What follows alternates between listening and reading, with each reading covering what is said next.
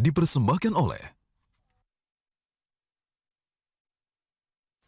Presiden Joko Widodo mencanangkan pengembangan kemaritiman Indonesia yang salah satunya adalah dengan pembangunan tol laut. Tol laut itu sendiri adalah suatu program untuk menyediakan sistem distribusi dengan menggunakan kapal yang menghubungkan setiap pelabuhan yang terdapat wilayah di Indonesia.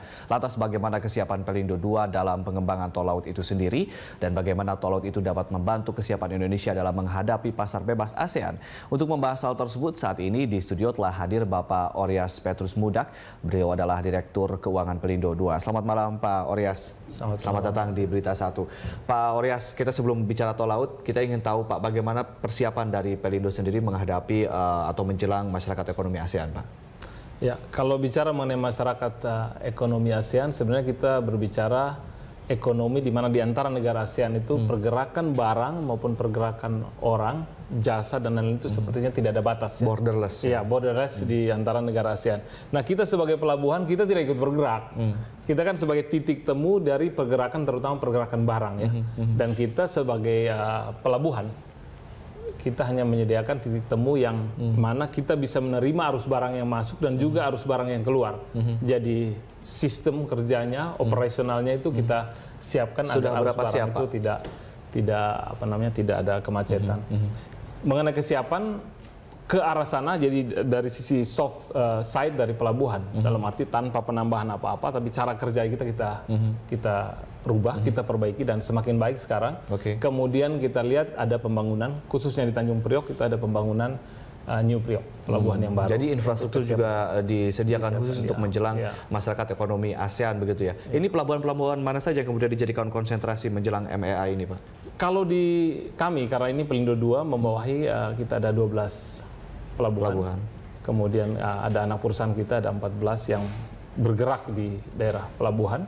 Dan itu kita semua kesiapan ke arah sana, setiap pelabuhan penguatan dan juga ada yang perlu penambahan infrastruktur ataupun perbaikan alur di pelabuhan itu sudah disiapkan. Oke, baik. Itu tadi mengenai kesiapan menjelang masyarakat ekonomi ASEAN. Kita juga kan saat ini pemerintahan baru sedang gencar-gencarnya bicara soal tol laut begitu ya. Kemudian juga masyarakat Indonesia sudah mulai tol laut apa itu? Sebetulnya tol laut ini bagaimana kemudian kesiapan dari Pelindo sendiri untuk menjelang atau kemudian mengimplementasikan program tol laut ini? Dan kalau misalnya memang sudah siap, apa saja yang memang perlu ditingkatkan, Pak? Kalau dibilang sudah siap sekarang, ini kan tol laut ini kan kalau orang awam berpikir seolah-olah membangun jalan tol di laut ya. Ini ada jalannya gitu ya? Iya, ini sebenarnya ini adalah sarana prasarana yang harus disiapkan untuk memperlancar distribusi dari kontainer atau barang dari Indonesia Timur ke Indonesia sebelah barat, dan itu perlu ada liners atau kapal dengan jadwal tetap dengan kapasitas yang cukup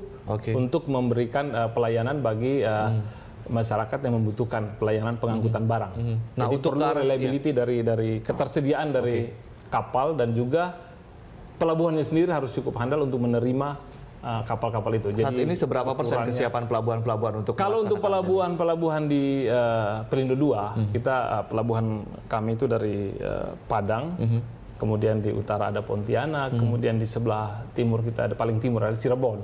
Jadi untuk kesiapan kami di setiap pelabuhan saat ini sedang kami persiapkan itu cara kerjanya, soft skillnya kita siapkan, dan juga pembangunan di tiap-tiap pelabuhan itu juga kita terus tingkatkan. Di bagian apa saja nih Pak yang kemudian ditingkatkan untuk infrastrukturnya mungkin? Ya, jadi kalau infrastruktur itu satu hal. Jadi orang berpikir membangun pelabuhan itu ya bangun dermaganya, itu dermaga itu bagian yang paling terakhir. Karena kita toh sudah ada sekarang, tinggal operasionalnya itu yang harus diseragamkan dalam arti cara kerjanya, kecepatannya, SDM-nya begitu ya Pak? SDM-nya dan juga peralatannya semua kita siapkan. Untuk pendanaan Pak, apakah kemudian ada investor asingkah atau dananya sudah adakah? Mungkin dari pemerintah juga katanya sudah akan mengalokasikan dana untuk infrastruktur dermaga, pelabuhan dan juga sebagainya begitu. Kalau dari Pelabuhan Indonesia II, ya kami di Pelindo ini kami pendanaannya saat ini adalah melalui perbankan. Jadi kami sudah diawali dengan pendanaan lewat sindikasi bank nasional. Kita ada bank besar yang membantu kami. Dalam hal ini ya kita ada pernah dibantu Mandiri dan BNI. Kemudian sekarang kita ada pinjaman dari bank asing yang sedang kita kita proses dan sudah kita tarik sebagian, kemudian kita juga mempersiapkan diri untuk masuk ke pasar modal. Jadi dari semua... Jadi mau IPO nih Pak? Tidak, kalau IPO sih tidak. Pasar modal dalam arti kita akan terbitkan obligasi. Obligasi, ya. Oke. Kapan tuh Pak mulai menjual obligasi? Kalau untuk obligasi, karena kita rencananya obligasi internasional, jadi kita akan terbitkan global bond, dan persiapan itu kita sedang lakukan. Kita akan menggunakan tahun buku 2014. Kira-kira berapa target pendapatan dari penjualan nanti obligasinya? Kalau obligasi perolehannya kita akan keluarkan itu benchmark size. Kalau benchmark size itu ya minimal harus 500 juta ya. Berapa sebesar berapa yang kita akan terbitkan nanti tergantung kondisi pasar saat itu, tingkat bunganya dan bagaimana.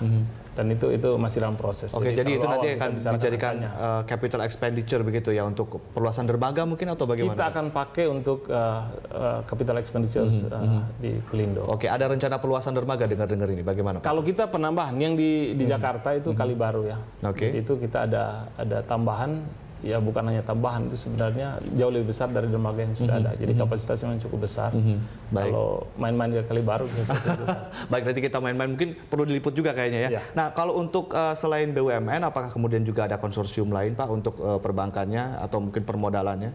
Sejauh ini kita perbankan dari yang saat ini masih ada di buku kami, yaitu perbankan dari bank asing. Jadi kita sementara walaupun ada fasilitas dari BNI dan Mandiri juga. Bank dalam negeri nggak ada? Bank dalam negeri ada 2 bank, yaitu Mandiri dan BNI. Oh, jadi mayoritas dari bank asing juga begitu bank ya Pak? Asing, ya? Baik, Pak Oryas, nanti kita akan melanjutkan dialog lagi setelah jeda yang satu ini. Ya, pemirsa, Mandiri Report akan kembali sesaat lagi.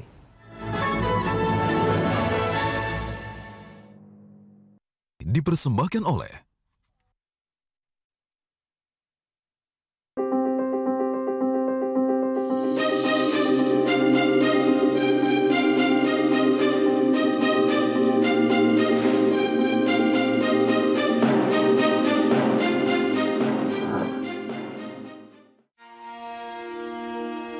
Asia, the world's growth engine, where fortunes are made, deals are sealed, and opportunities seized in the blink of an eye. Here, nothing is more expensive than a missed opportunity. But the stakes are high, and many have seen their dreams crumble. The question is, how do you find a way in?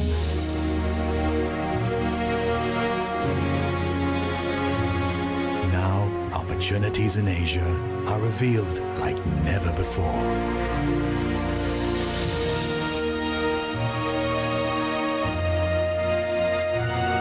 From the inside, with real insights from more reporters across the region, only Nikkei Asian Review truly understands Asia.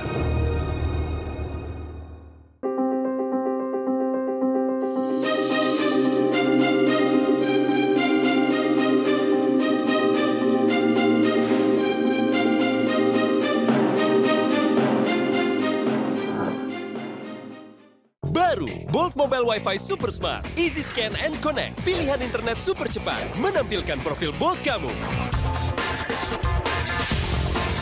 Bolt, ini baru internet gue, loh.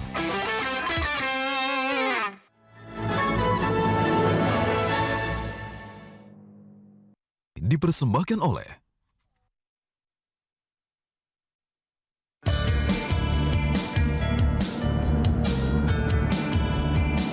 Pemirsa, konsep tol laut Presiden Joko Widodo sejatinya berawal dari tol laut di Bali ini, yang merupakan tol laut pertama di Indonesia. Namun Presiden Jokowi lebih memaknai tol laut sebagai konektivitas atau keterhubungan seluruh negeri 1000 pulau ini.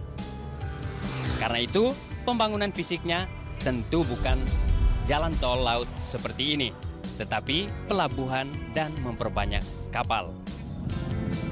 Berdasarkan penjabaran program yang dipublikasikan Bappenas, pemerintah akan mengembangkan 24 pelabuhan dalam 5 tahun ke depan dengan nilai investasi sebesar 39,5 triliun rupiah dan pengadaan kapal untuk mendukung poros maritim senilai 53,15 triliun rupiah. Sebagian dari kebutuhan investasi tol laut itu diperoleh dari pengalihan dana subsidi. Sebagian lainnya akan dibangun dalam kerjasama dengan swasta dengan konsep business to business. Menurut Jokowi, Gagasan besar itu harus segera direalisasikan dengan biaya yang lebih murah tapi bermanfaat untuk 100 tahun ke depan. Kalau mau membuat pelabuhan, jangan hanya berpikir 10 tahun yang akan datang. Berpikirlah 50-100 tahun yang akan datang.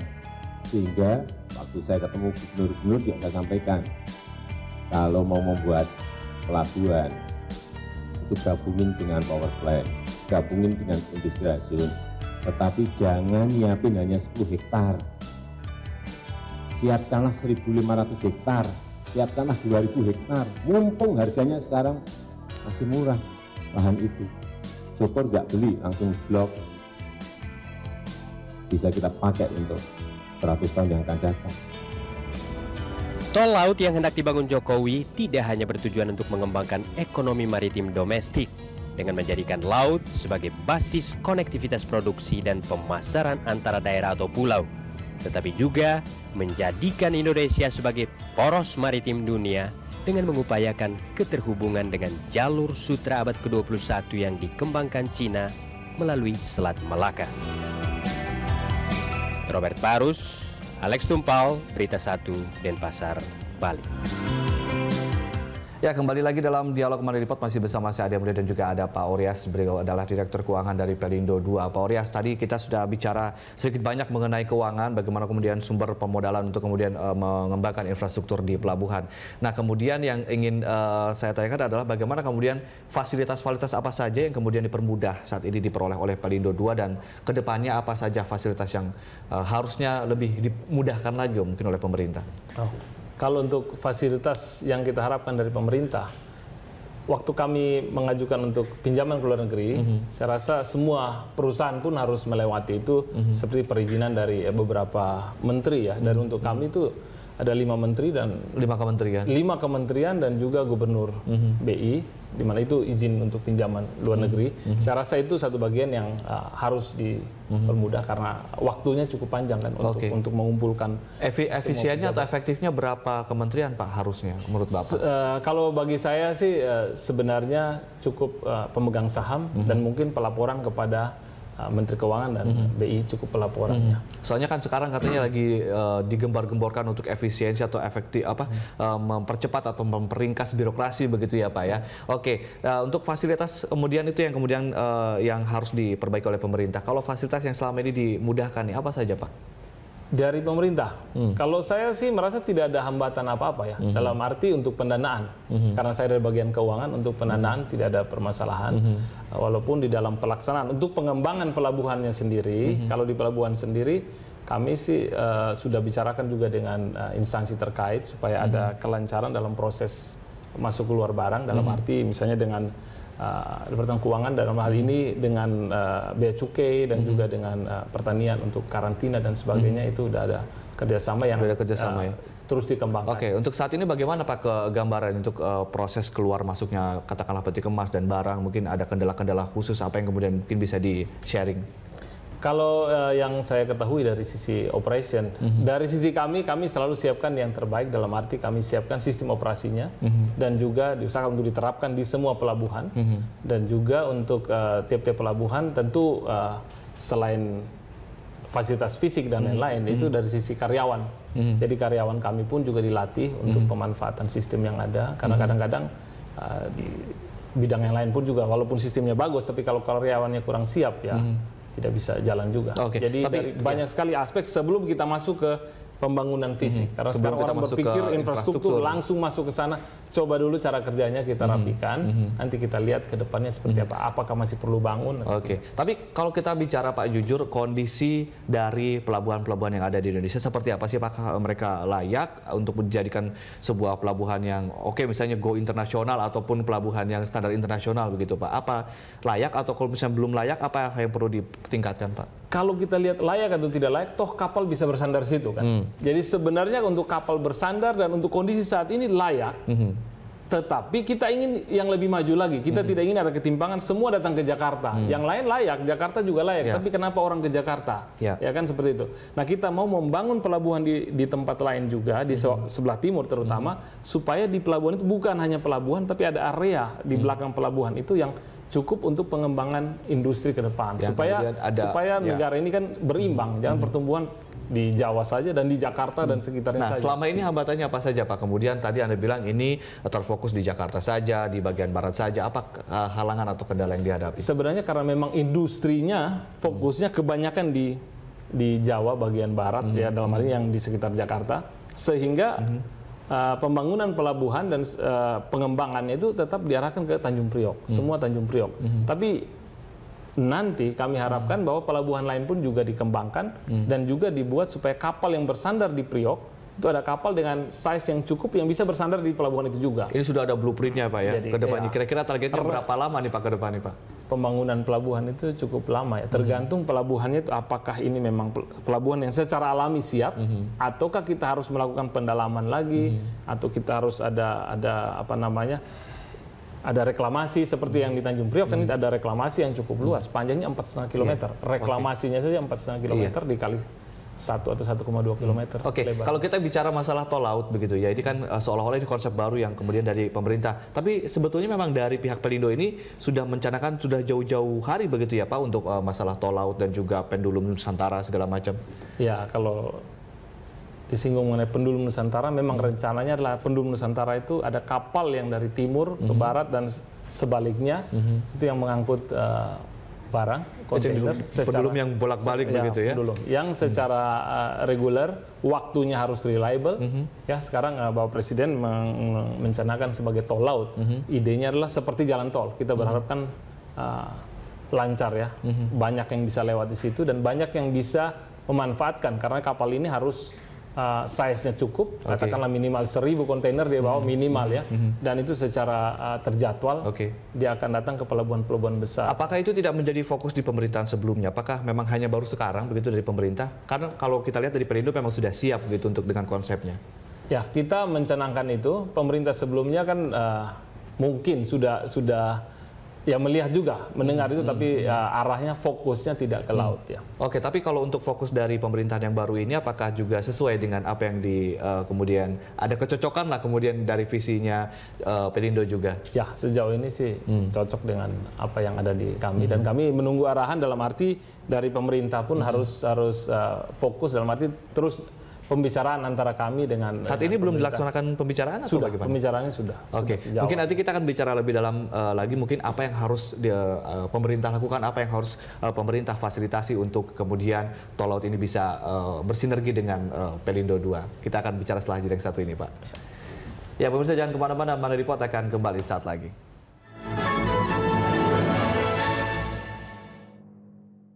Dipersembahkan oleh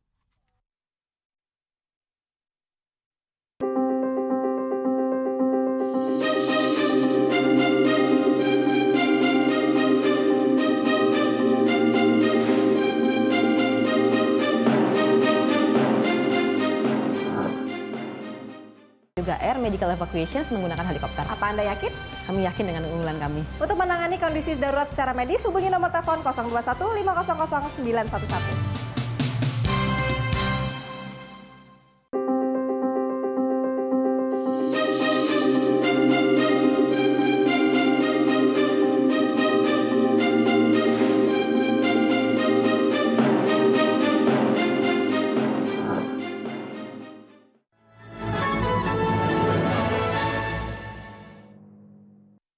dipersembahkan oleh Kembali lagi dalam Dialog Money Report, kita masih membicarakan mengenai pembangunan tol laut bersama Direktur Keuangan Pelindo 2, Bapak Oryas. Pak Oryas, tadi kita sudah berbicara ternyata memang visi dari pemerintah tentang tol laut ternyata bertemu dengan visi yang memang sudah ada atau digodok terlebih dahulu oleh Pelindo begitu ya. Nah, kedepannya nih Pak, supaya mungkin tidak menjadi wacana saja, apa yang kemudian harus dilakukan oleh pemerintah agar sinerginya bisa dilakukan secara cepat, tepat, dan juga bermanfaat begitu Pak? Ya.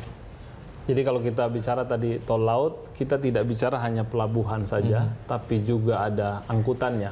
Jadi jangan sampai kita selesai dengan pelabuhan, terus kapalnya mana, misalnya kan ya.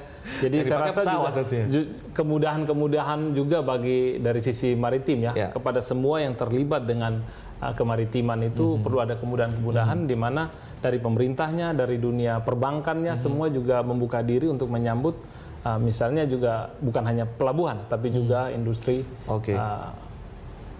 maritim itu sendiri secara keseluruhan. Nah, kita bicara masalah kapal-kapal besar nih Pak yang nanti akan bolak-balik layaknya pendulum begitu dari